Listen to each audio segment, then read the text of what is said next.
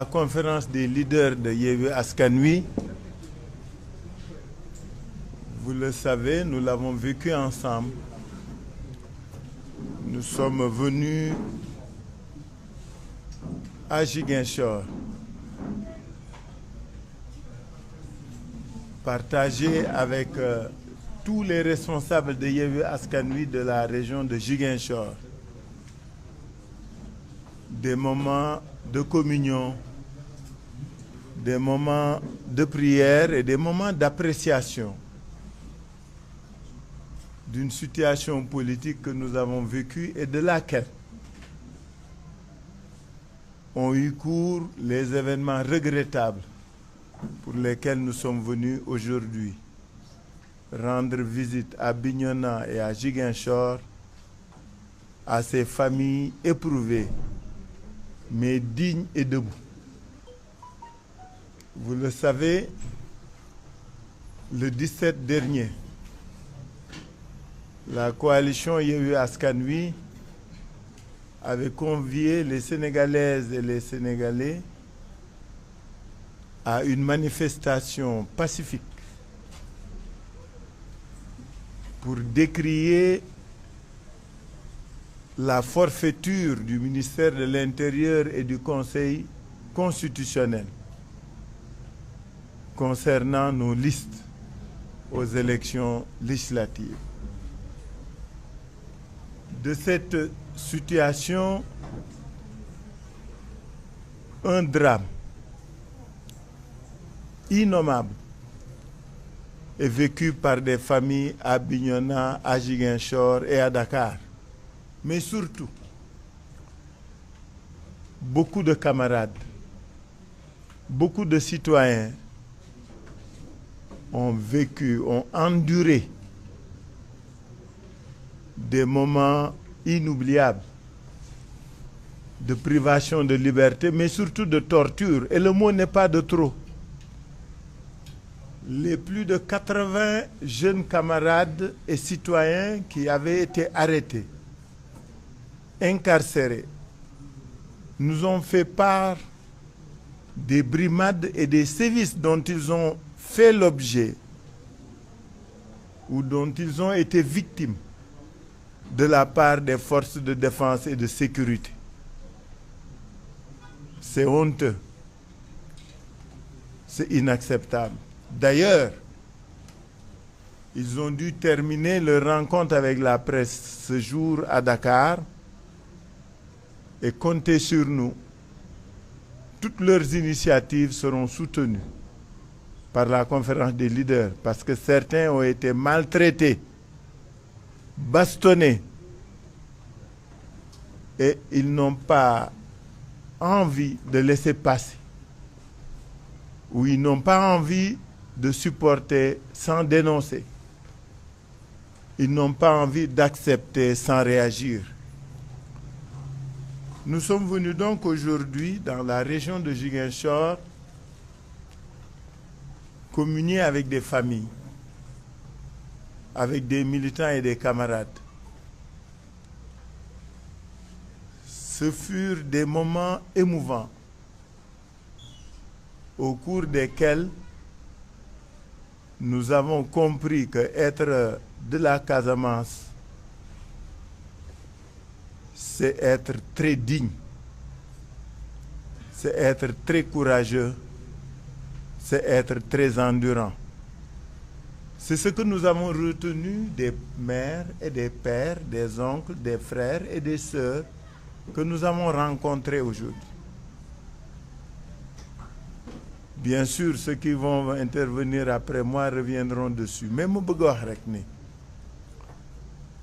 délégation bi nga xam ne moom la fi conférence des leaders yónni tey dañu ñëw pour waxtaan si ak seen bopp. Waxtaan ak seen bopp mooy waxtaan ak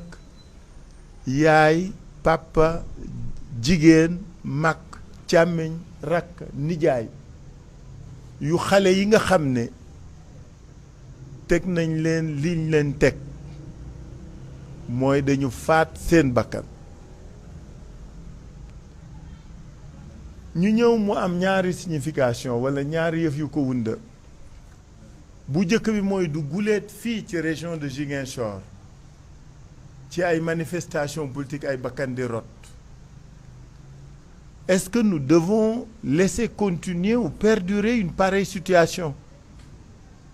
Avec les familles, nous avons dit non. C'est trop, c'est trop. Mënuñu képp ku fi défendre sa liberté yoroo fital yoroo ngàndaay yoroo dara taxaw di yuuxu naan d'accorduma ñu mën di la faagaagal wala ñu di la faat sa bakkan kenn mënatu ko nangu. moo tax lii ñu génn ñi nga xam ni tëjoon nañ leen kaso Déthié ngi nii sama wet moom mooy xaritu procureur de la République mais avec Déthié député Mame Diarra Fam, avec Déthié et Mame Diarra Fam, le maire Ahmed Aïdara et plus de 200 et quelques personnes dañ leen arrêté ngir lan parce que rek dañuy défendre seeni droit ak seeni liberté. Est-ce que dañ nekk ci réew moo xam ni kenn ñamatul kenn waratul wax kenn waru wax ni d'accorduma kenn waru wax ci mbedd mi? Et nous sommes en face d'un pouvoir boo xam ni lu ko neex nu ko neex lay interpréter loi bi et malheureusement pour notre malheur à nous tous à chaque fois mu def ko justice bi nga xam ne moo waroon doon rempart da kaa jox dëgg. loolu moo tax le 17 mel ni mu mel la fa xew fa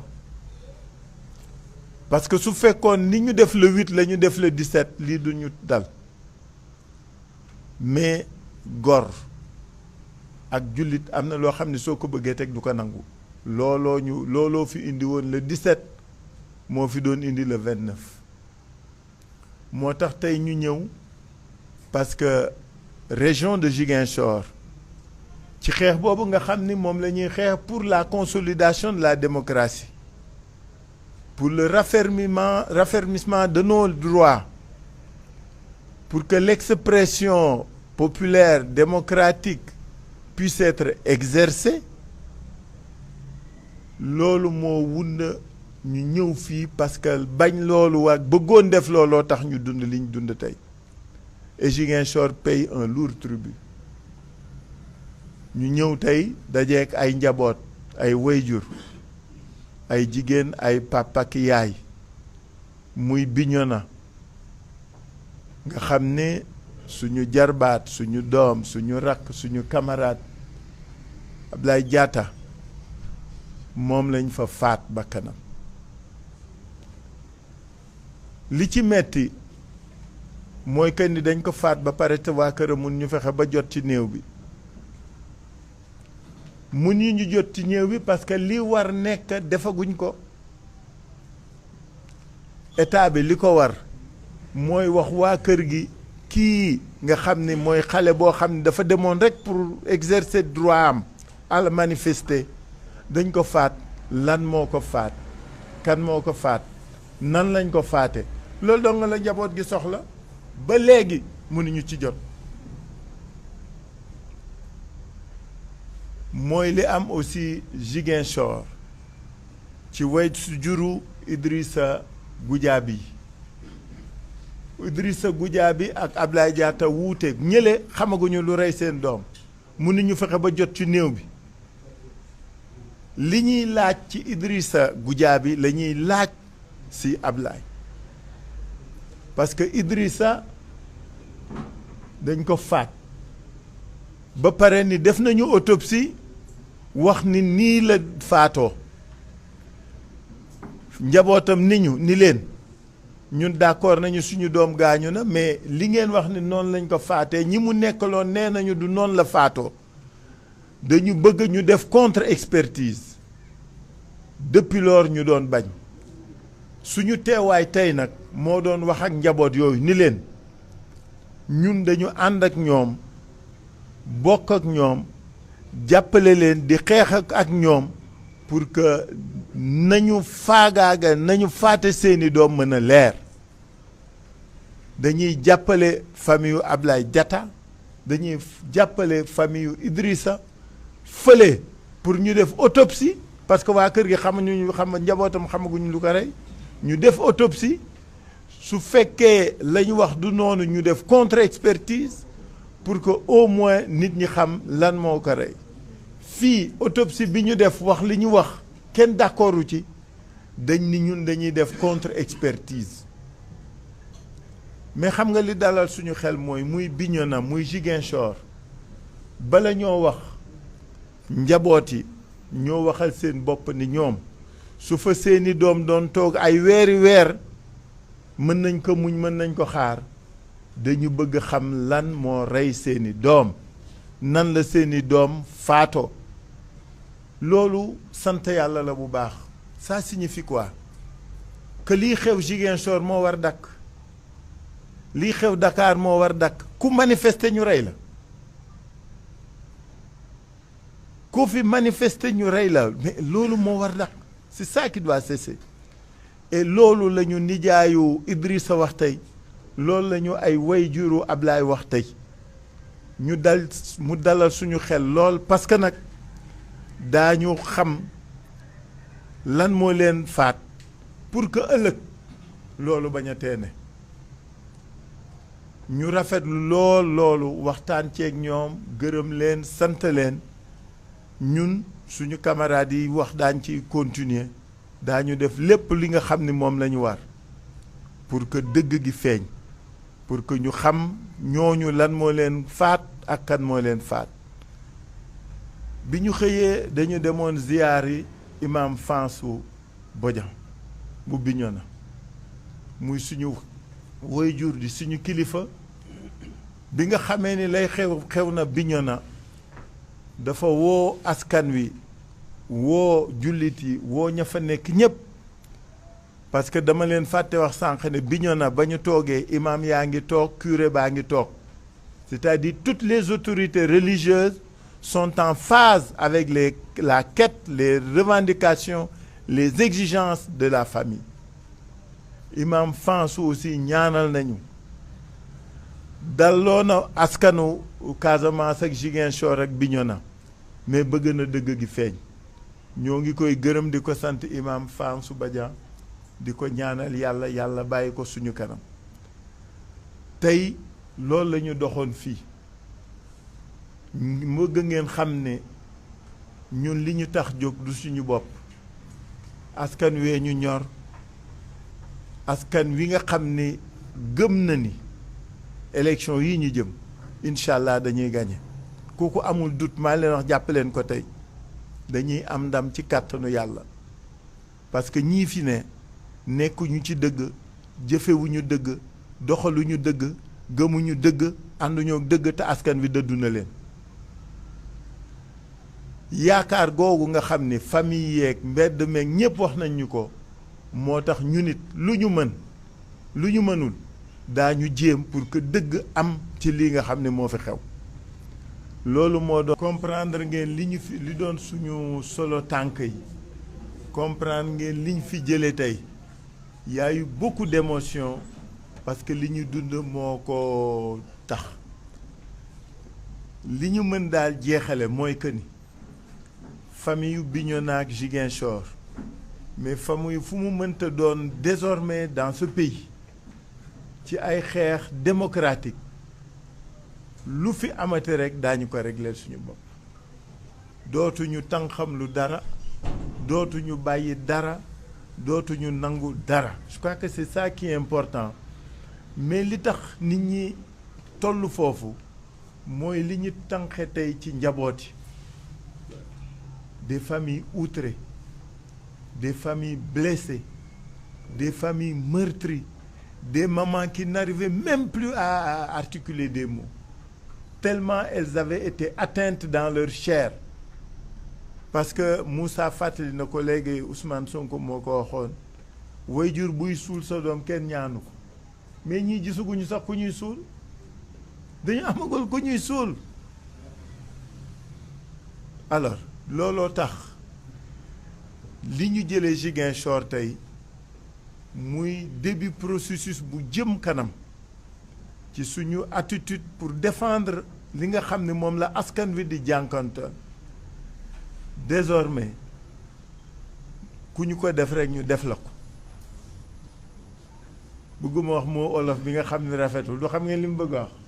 bëgguma aw foofu mais ku ñu ko def rek ñu def la ko parce que nag je crois que yëf ki koo ni duma ko topp fa ngeen jëm a soriwul koo ni duma ko topp fa ngeen jëm a soriwul rangooñ yi ñu gis tey benn nit ñi fii Ziguinchor l'oncle de kii nu mu tudd Idrissa dafay jooy yaayam maamam dañuy jooy ba ñun dañu tiit pourquoi ci xale bu génnoon rek dem di manifester et mais ce qui est révoltant c'est l'attitude désinvolte de l'État benn jigéenu Idrissa nee nañu kenn ñëwul massawuñu kenn ñëwul wax ñu dara nee na waxul opposition bi mais ñi rey xale bi dañ ni c'est les forces de défense et de sécurité xanaa une seule petite autorité étatique waroon na dem xool même su du woon sax mu dee mais dañu am kersa ñemewuñ dem foofu parce que suñu nee foofu gars yi lynché leen donc dama bëgg daal dalal xelu waa Ziguinchor dalal xelu askan wi gis nga li daloon ñoom Déthié li daloon ñi mujjee dugg kaso dootuñu ko nangu ku fi defati rek ñu def la ko en tout cas maa ngi leen di gërëm di leen sant di remercier ñi ñu teeru ñëpp Ziguinchor commencé ko ci njaboot yi ñu dem les responsables de Yewwi Askan Wi les autorités ñëpp ñu ngi leen di gërëm di leen sant yéen ñi ko ñëw fekkee di seede xam leen ni daal tey la Waalo gën a aay dans notre détermination à défendre les masses sénégalaises mais ma wax leen ni gis nga élection yi ñu jëm loolu rek ñu soxal xam naa loolu ngeen bëgg ñu waxtaane tey du bis bi mais xam leen ni nous sommes déterminés à y aller franchement yaa ngi may xool di ree franchement entièrement parce que nous sommes certains incha allah de gagner loolu moo ñu wóor gis nga ñii ñoo leen mën daañ leen tëcc ba ñu xam ne lépp a dëgg la maa ngi leen di gërëm leen sax